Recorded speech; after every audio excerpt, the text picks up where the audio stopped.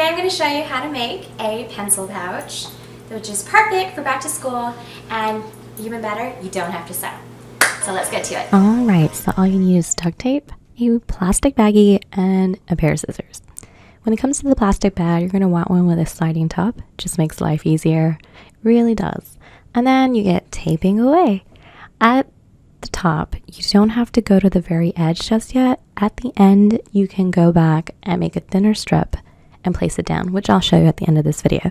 But just have fun with it and take your time. It did take me a while, believe it or not, because duct tape is difficult to tape. But have fun, smooth it out. And there's no wrong way to cut and place the tape. I did some foldovers here. Sometimes I just placed a little strip here. Some parts are thicker than others, and it's okay. At the end, it all blends really well together, and it makes it fun. So at the end, at the edge of your bag, you don't have to worry about the bottom part just yet. We're going to go back and tape it up like a taco to protect the bottom of the bag. So nothing, no pins, no pencils will pierce through the plastic bag. The middle part, it's more of a design element. So if you have a fun pattern, go for it. If you have a lot of fun patterns, more to you. I will say I thought I was going to try to match the pattern. And then at the end back, it didn't match, but it's okay. You can't really tell. It's fun. So there we go. We're at the bottom of the bag, and now we're going to tape it like a taco. I will say I did fold it nice and neat. I guess it's like an origami style. I'm cutting the edge in an angle and cutting out a triangle. So right here, see?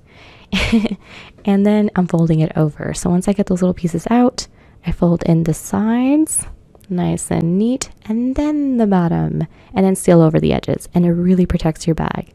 So I will give that as a nice tip. Now to finish it up, I'm going back with that thin strip to make and seal to cover the whole bag. Now I will say the one mistake I made, because in the back I made small little pieces of strips. Make a long strip because when you fold over the little red tab, it gets in the way with the small strips. So make a long strip. But to cover it all, you just slide it over and cover it up. Ta-da! And then you're done. You know, just press it over one more time to make sure everything's nice and smooth. And there's your final product. Thanks for watching, and stay tuned for more videos. Bye!